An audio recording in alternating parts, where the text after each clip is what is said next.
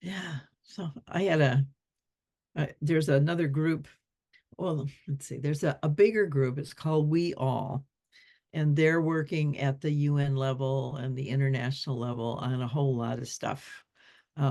It's quite a large organization, and just all they do all sorts of things. And I've not been able to really hook into it. It just a lot of things happen at 7 in the morning, and it's been hard for me to do that. Um, but I appreciate the work they do. And there is a sort of a working group that's spun off from them that's called US Values Alliance. And I stumbled on that, and David Green is the guy who runs it. So I've connected with them, and they have been doing a series of presentations. And today was on sustainability, which is for me such an old word. But it was really nice. They did a People Planet. Um,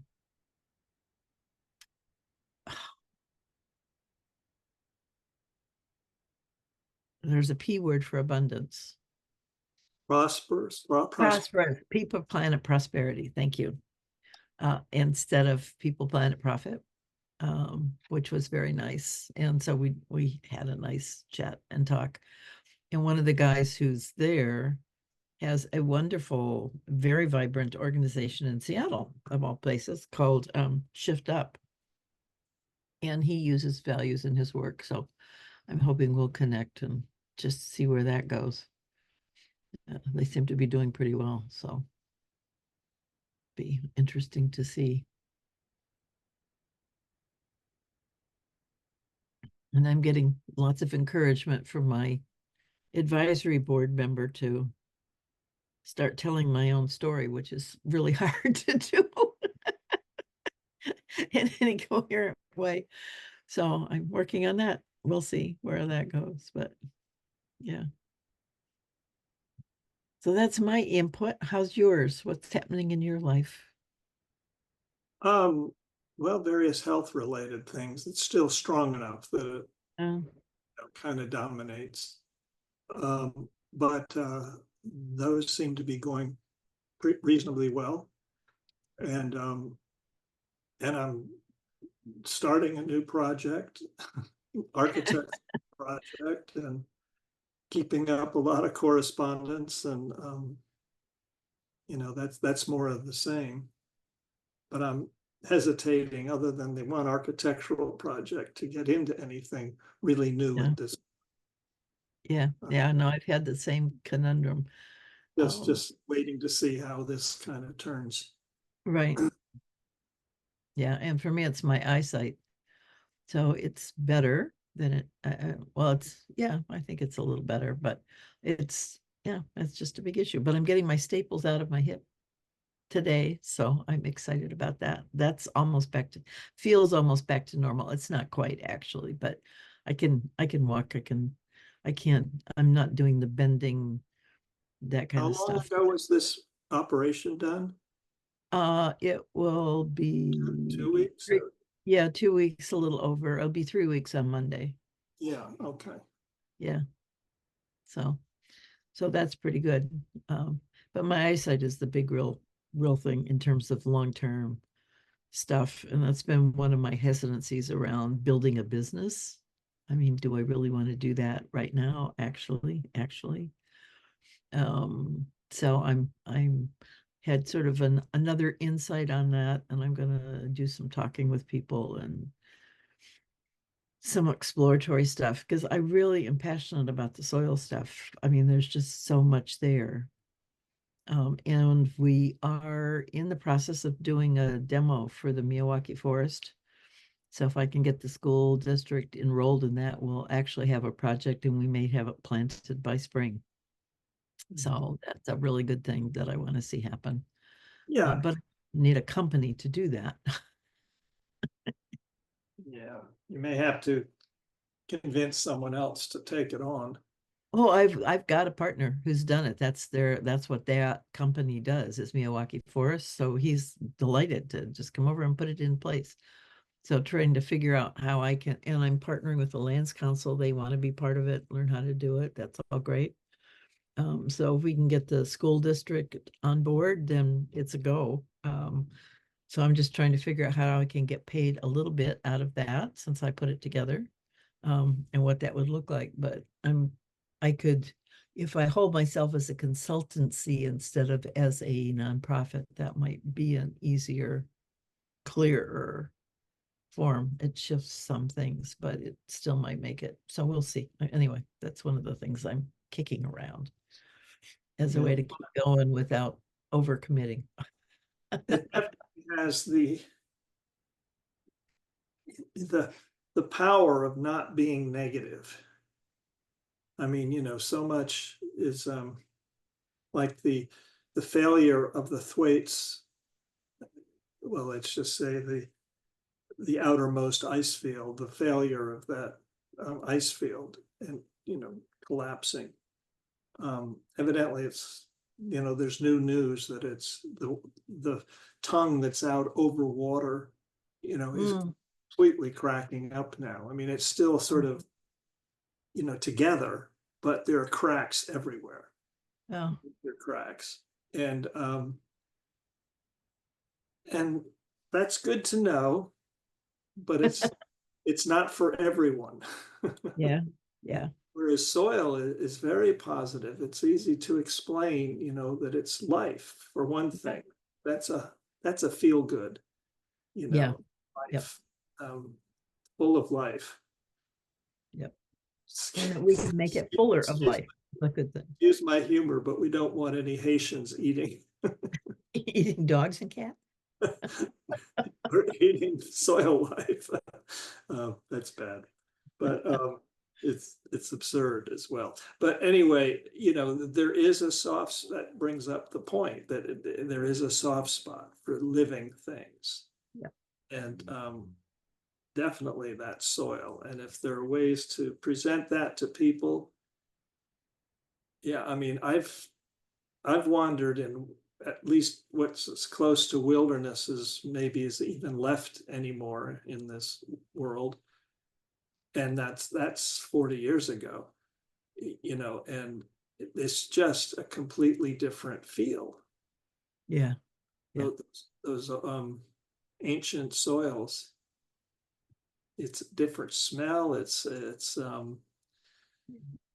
different feeling on your skin. It's really something to experience, and to actually create those in a pocket park. Um,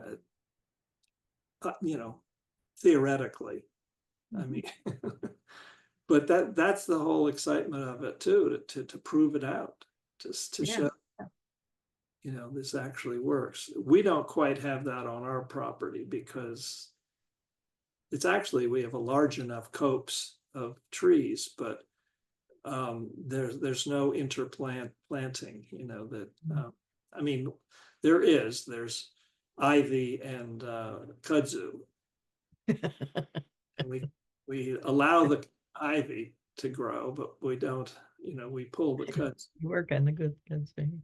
And so it looks kind of gardeny, but that's not what you're talking about. That goes beyond. And but we do have a lot of wildlife. Yeah, yeah. They'll take trees everywhere they can get them. Every once in a while, a fox comes through. Oh, nice. They live close by. And luckily no deer come through, which I'm grateful for. Yeah, no, they're pretty ravenous. Yeah. I'm hoping actually to do a curriculum too that will seat the forest we plant into the science curriculum of the school where it's planted, so that the teachers can start using it as part of their teaching tool. Yeah, you can't get more basic than that. So anyway, so that's sort of in process. So we'll see where that goes. Yeah. it's hard to get people out of fear. That's the other thing that's really been up today is how fear just stops so much stuff. Right. Um, it just closes people down. They're not open to new information. They can't respond. They don't feel agency. They get in the way of solutions because they can't engage. It's just such a barrier, and how to keep people out of fear or get them out of fear if they're in it. And certainly our political discourse isn't helping with that. Yeah. Well, getting out of fear is not the same as giving comfort, getting into a place of comfort, because that's actually dangerous.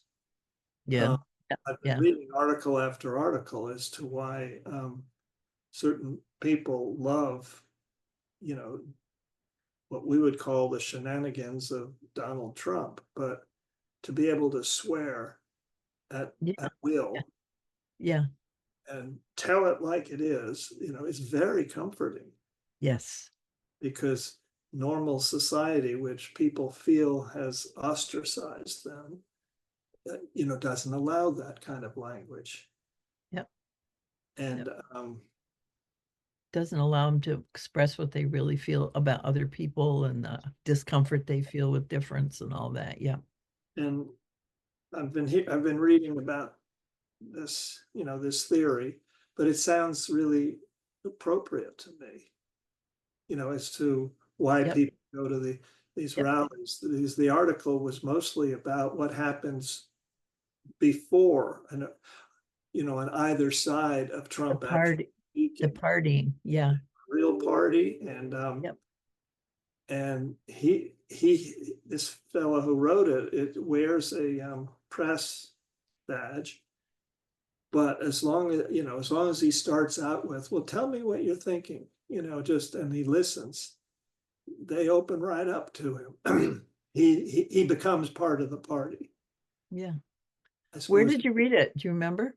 I think it was in Salon. Okay. Yeah. Yeah. I think that's been sort of like the hidden piece of it. The left doesn't seem to want to recognize that um, comfort piece that they get from being open with each other in their horribleness. you know that they can just be who they are, that they can hate blacks or whatever, just diss people, tell jokes that do that, and they're fine. People accept them for who they are. They're not ostracized for that, and it just feels good, Yeah. to be accepted for who you are. It always does. But feeling, That's a lesson the left has not learned. well, yeah, I mean, feeling comfortable is not a great outcome. You know,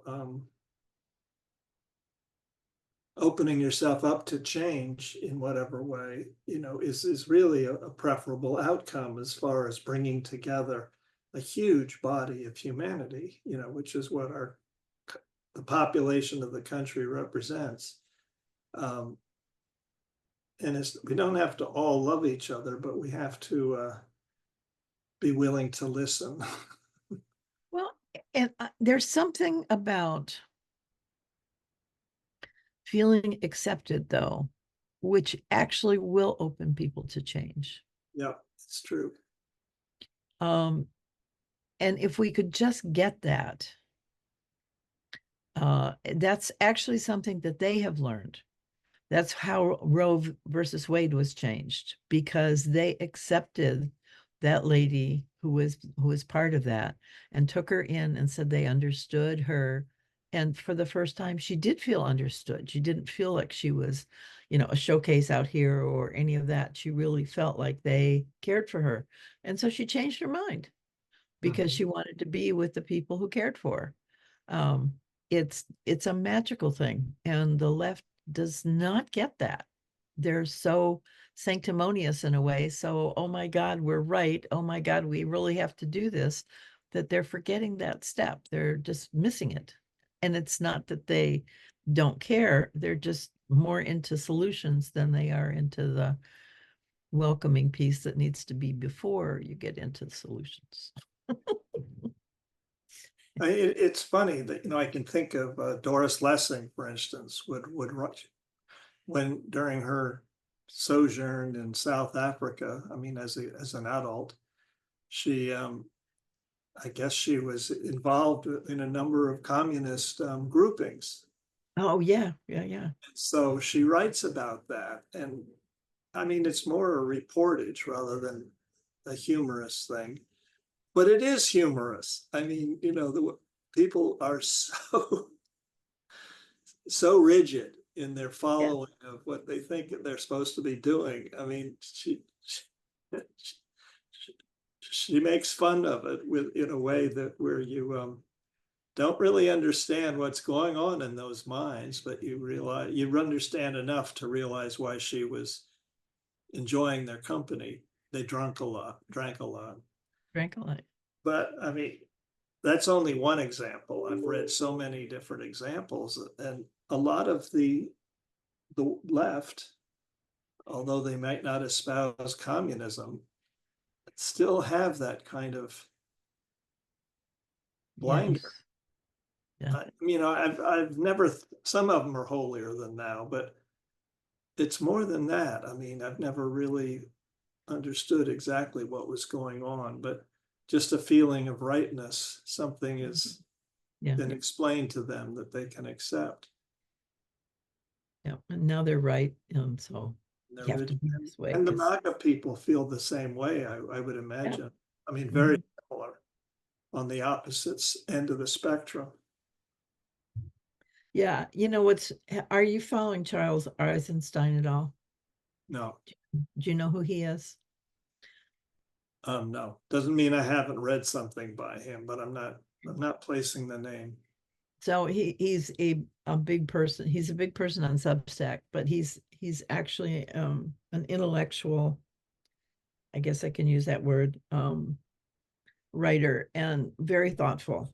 And so he has a large following, and he got on Robert Kennedy's bandwagon and actually became part of his campaign and an advisor to him. And so when Robert went to Trump, it was like, okay, now who are you?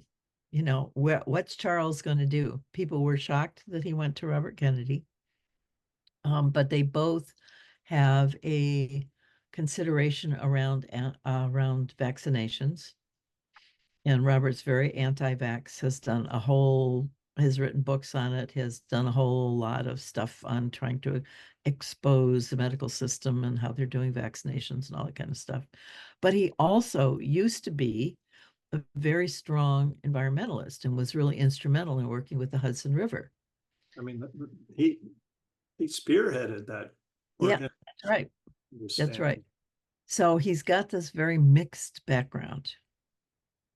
But the anti-vax piece really appeals to the Magna folks very much. So he's been very welcomed into their group also for a long time. So when he decided to run for president, he started as a Democrat, then he became an independent, a Republican, I guess. Or no, he wasn't a Republican, he was an independent. Independent, yeah. Yeah.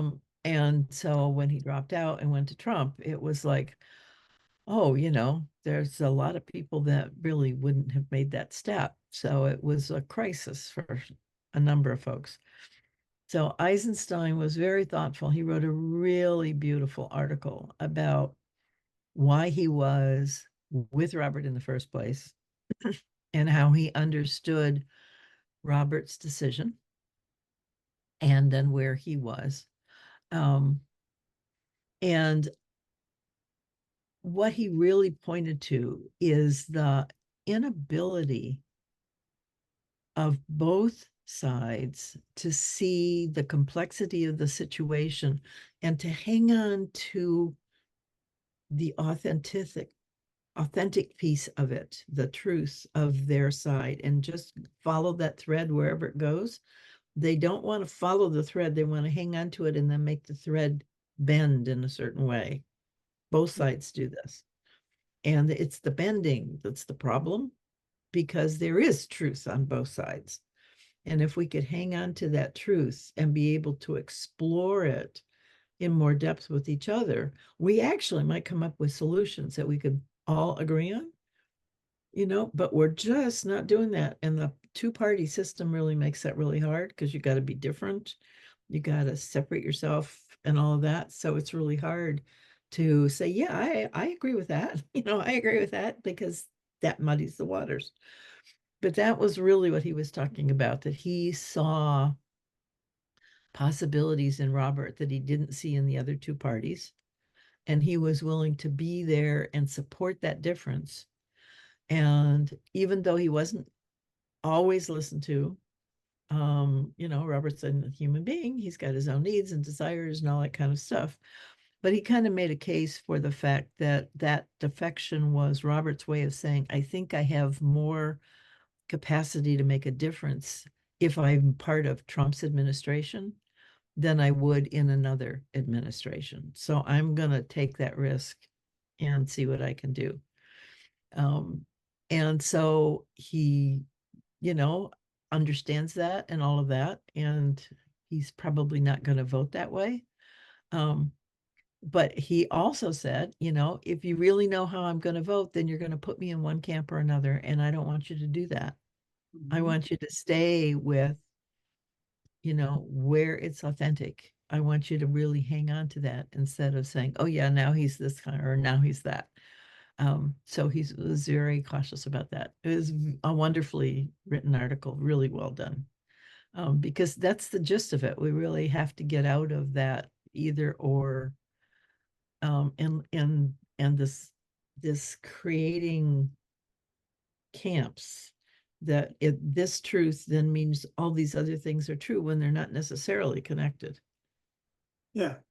Well, you're You know, assuming that someone is interested in discovering the truth, teasing the truth out of the noise.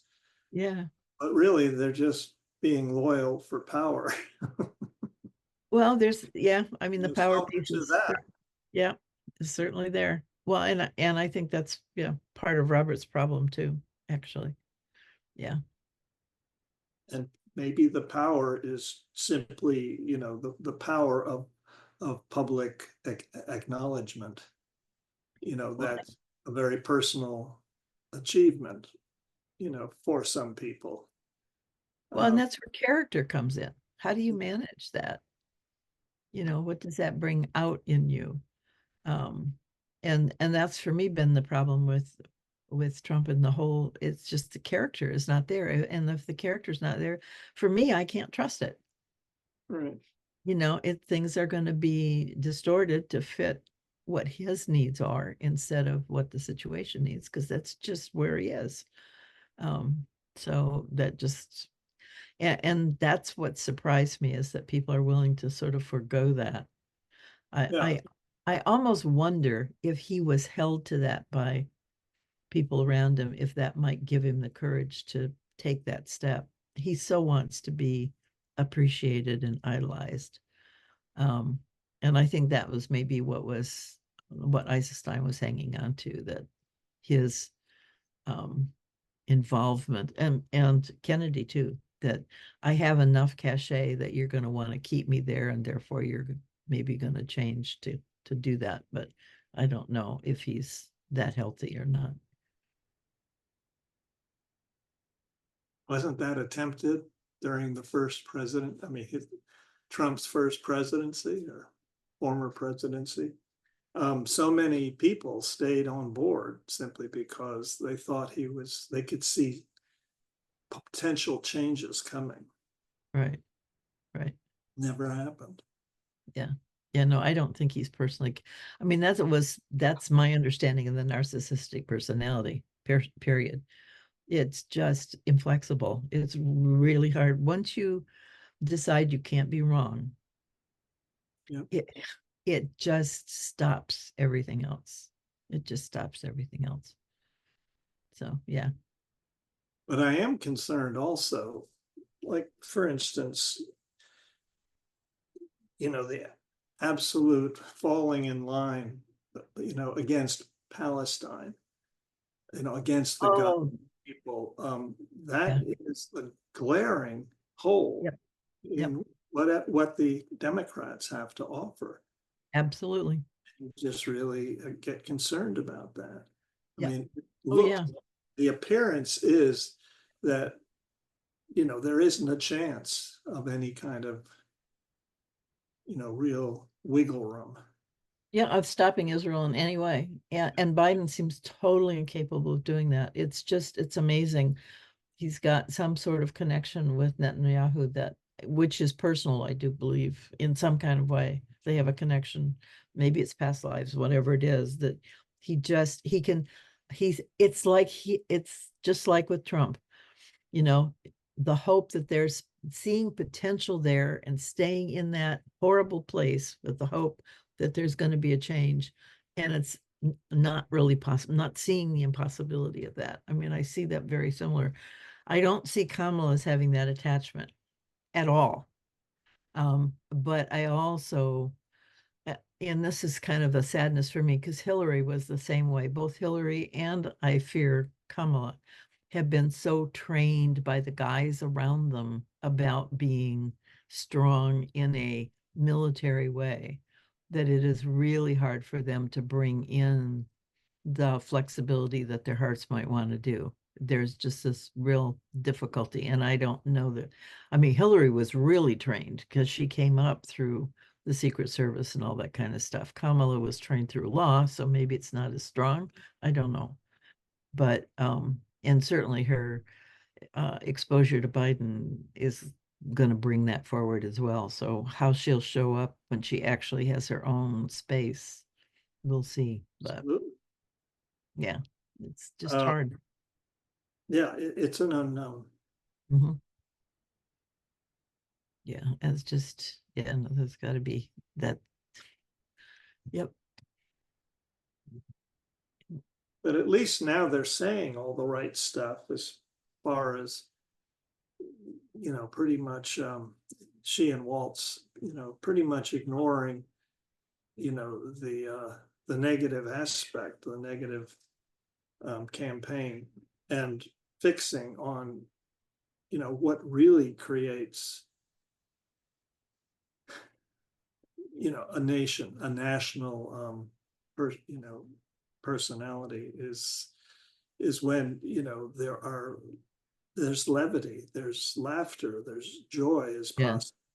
Um, or even they come across, the two of them come across as normal. Yeah. Hillary Yeah. Yeah. was, she was a very exotic creature, still is. Yeah. Well, and Palestine's part of the conversation. She does not shy away from that. She does not dismiss the Palestinian story. She may not be bringing it forward, but she always includes it, which is definitely a step forward. Because Biden never talked about I mean, very vaguely, but not really. He really was more on the Israel, Yeah, more just vocal about Israel. what Yeah. we're talking about, I think, is just, how do you find some kind of a pattern that includes all people in this country? We're so diverse. And so that's really why I'm saying that the joy that she and Yeah. Yeah. Waltz project is one, I think, is one suitable, possibility for creating that kind of, you know, well, bringing people together, um, you know, rather than hatred and division, acerbic, Yeah. you know, um, Yeah. Loving life. I mean, yeah, I mean, that at least is a very positive thing. yeah, I mean, that's why I hang on to loving life, to really being able to appreciate life and to have reverence for life as a path forward, because that's the only thing that gives you the strength to say no to those things that would kill it, you know, or dismiss it. We're just not very sensitive. We've been desensitized to it. We've replaced things like money and comfort and convenience for that love of life. Those are the surrogates that we are using, and they're not sufficient. Because that, I'm speaking a little slowly now because I've got a, I've been dealing with the shingles. Oh, yes. Today, there's a sharp pain, headache pain. So it sort of stops me in mid-flow. But I do I want to keep developing this idea because it's very central to my thoughts now is, how do we as humanity actually begin to hold, the commonality of being human and hold on to that and the joy, joyful expression of life. How can that become, the center point of who we are?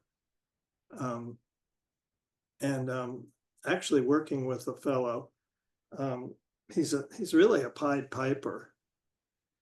He has developed, well, he wrote a couple of books with his rabbi called Peace, Harmony, and Joy, and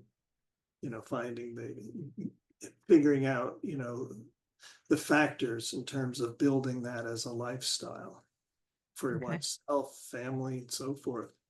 And so my neighbor and I are working with him. He's an incredible man. What it comes from is he's got a very prominent position in the AT&T realm. Is a vice president, I think, in terms of handling their whole division devoted to what's that called? Product or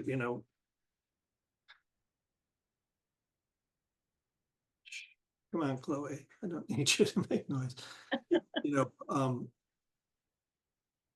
I've forgotten the technical term, but protecting rightful ownership of ideas, patents, and so forth. Okay. And that's his job at AT&T. He's created quite a network and an organization that has gone international for the same purpose. And it was out of that he began to realize that protecting, one's true identity is very important. There's a connection here. We all are a brand. We create, the way that other people will see us, and generally most of us get lost in it for a while. But the brand can change as new information is brought. I mean, there's a lot of convergence there. Yeah.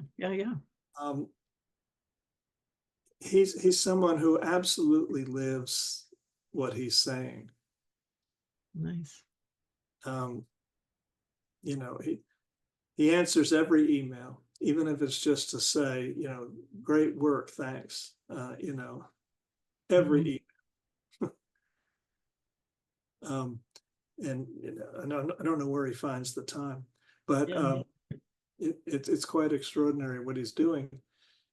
What I'm seeing is that this is another approach. It's not intellectual; it's from the heart, and he's very clear about that. Although there's certain techniques that are involved for feeling peace, harmony, or joy. Any one of them. There's certain tactics, if you will, steps to be taken. But I'm really quite impressed with him. So I've been doing a fair amount of work with that grouping. Nice.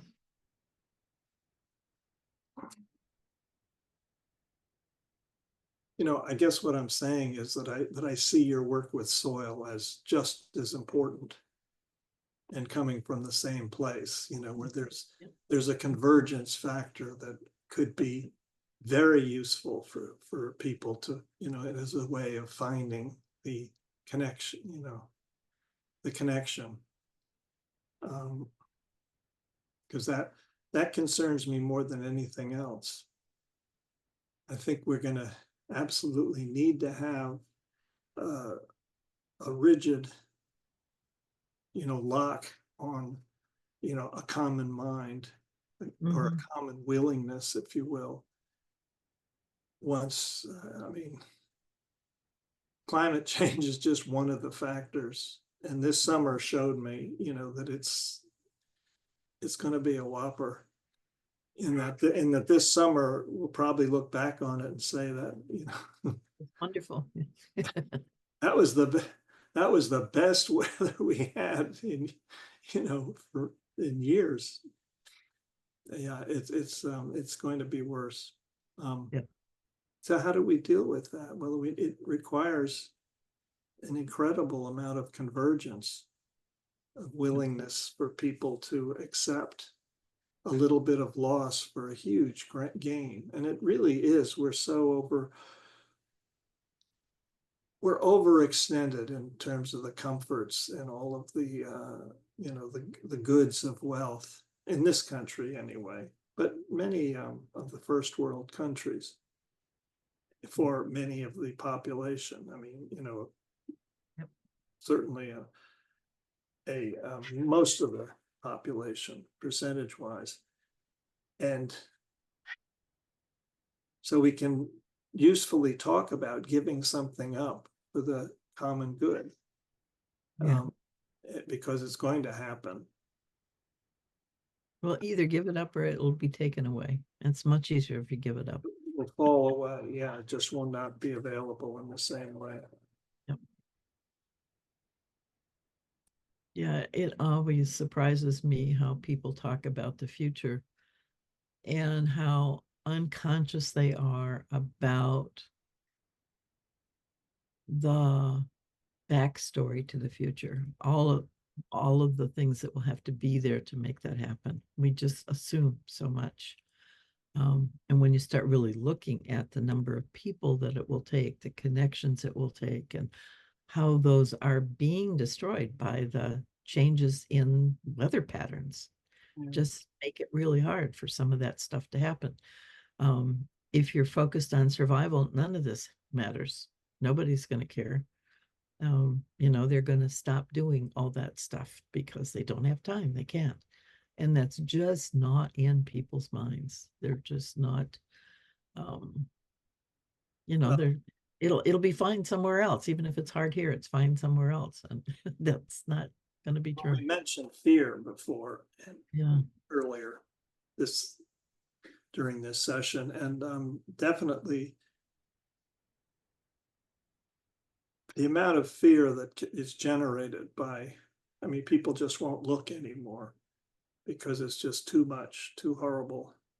Right. It's like we've abandoned all thought of nuclear war, and yet from some experts will maintain that we're probably more vulnerable to that right now, particularly with Putin saying some of the things that he's been saying in the past couple of weeks. That if we really... and Biden's encouraging Zelensky to attack Moscow. Yeah, right. So it's absolutely realistic. Yep. And do people not see the connection? That's realistically another major stopgap that we need to get beyond. And of course, it will happen much sooner than climate change. It's not 20 years off or 30. It's this winter. It's hanging over us.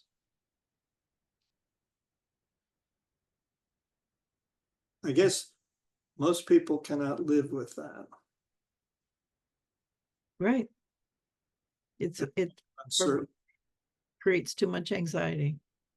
And it makes them feel so powerless. I think that's the other piece, because they just don't see what they can do. I think that's part of the climate change thing too, that it's just like, what can I do? I can't do anything, so I'm not going to pay attention to it.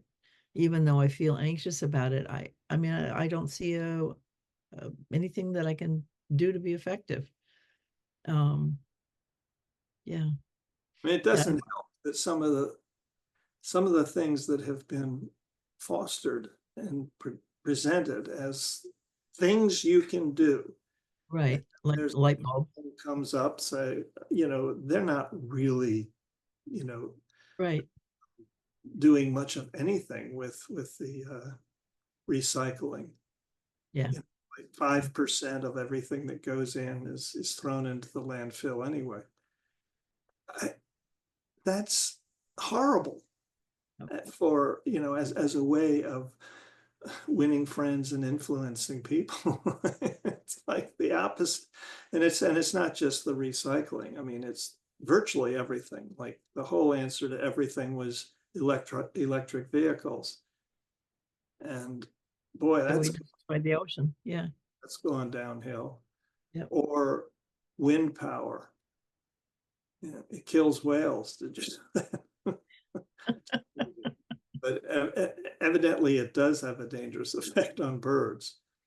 Um, Yeah, although they're changing some of that, the design of some of those things to mitigate that, which, yeah, which we should have done earlier, but at least they're getting there. Yeah. but you Yep. don't even know exactly what kind of impact that is, because having built tall buildings is already responsible for millions of birds. Billions of birds. Yes. Yeah. It's one of the biggest And causes we of, don't talk yeah, about that anymore. right. We need the Just buildings. glass. I mean, are the wind blades, 1% of the loss to tall buildings? It's Yeah. probably in that range. I mean, because there aren't that many propellers out there. I mean, even jet planes, Yeah. um, you know, kill many birds just by sucking them in. Yep. So, Kills people too. and kills people. I mean, it's, if only there was some way to really kind of, So I'm I'm going to do a little segue because it just occurred to me. I don't know if you know about Louise Hay. You can heal your life. yeah, Okay. So she's got a list in there that I find usually useful just for thinking. So I thought I would look up shingles. Okay. And this is what she says: waiting for the other shoe to drop, fear and tension, too sensitive. So the affirmation is, I am relaxed and peaceful because I trust the processes of life. All is well in my world.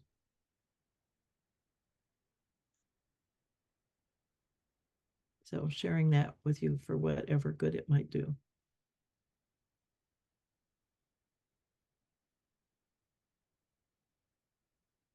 yeah, I don't usually talk about these things. And those were my shingles talking. Yeah, well, yeah, I've had it too, so I understand. Yeah, I just find her so useful to give me a frame to think about what's going on in my own life and just noodle around with I, those ideas. I haven't thought about her for years. Yeah, You know, I used to have at least one book of hers, not that one you showed, but yeah. I have two of them actually, because this one is kind of worn out. The pages are falling out.